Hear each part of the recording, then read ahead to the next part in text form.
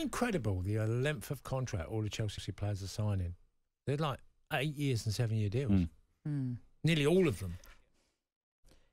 Interesting way of remodelling the structure. Is that to get around it, something? Obviously, yeah, they can delay payments. They can make it further down the line. But it's protecting. They don't want to go down the road of, he's only got a year left on his contract or two, then we need to renegotiate there. And if you look at the wage increase over the decades now, it's escalated so quickly that you actually could say, well, 300 grand a week, which is a ridiculous amount of money, that's a lot of money today. But 3 years down the line, it could be way below the top. But can you also flip it and say what a risk that is? 7-8 years. What if they're a complete flop within the first two? This is the model that the Chelsea are putting together. If you look, nearly all of them have signed 7-year, 8-year deals. I think one of them's got to 2030. So, it sounds crazy, but that is the model that happened. If you look at some of the American sports, especially basketball, there's been these huge long contracts. What about the spending? Where do you sit on Chelsea spending? Well, I just think it's crazy. I've never imagined that a club would go so hard so quickly, and I get what they're doing. They're trying to buy the best talent of a certain age around in Europe, and are going for it. That I think it's hard. I said at the start of the season, Steve Cooper at Forest, I can't believe he's got 20-odd players to deal with, and yet he's managed it brilliantly. Can Graham Potter manage it as well as Steve Cooper? And I think that's what we're surprised by, is the way Potter has perhaps reacted to these signings in recent weeks. He hasn't seemed overjoyed. He hasn't seemed like these are perhaps his players that he's chosen. And one of his quotes today in the papers was, there is no guarantee this is going to work. We haven't got all the answers. You've got to make the best educated guess you can. That's probably one of the most expensive educated guesses anyone has made. And as a Chelsea fan, I guess that isn't what you want to hear. You want to hear that it's going to work. I know these players.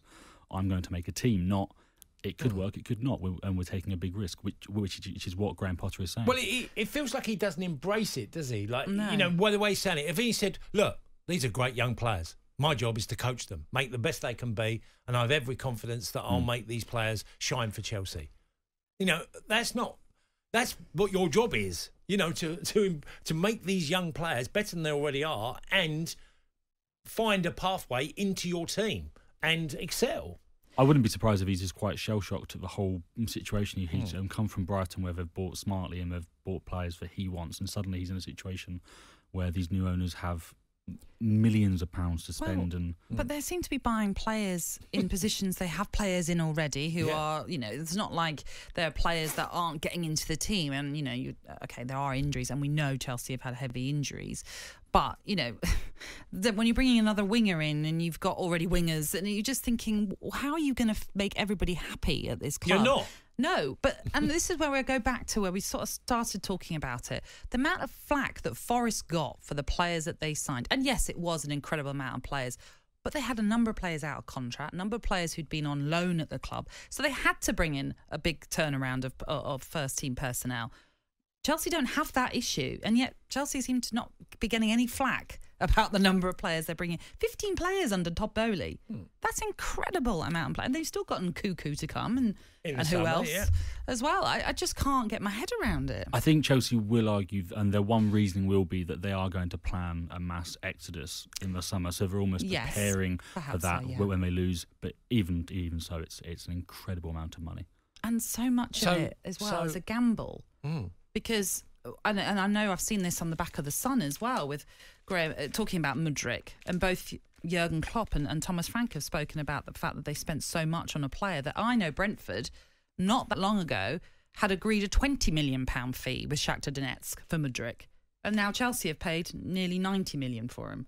It's a huge difference and a huge gamble. Well, Thomas Frank was actually asked, if you had that money at your disposal, would you use it? And he paused for a bit and then said, no.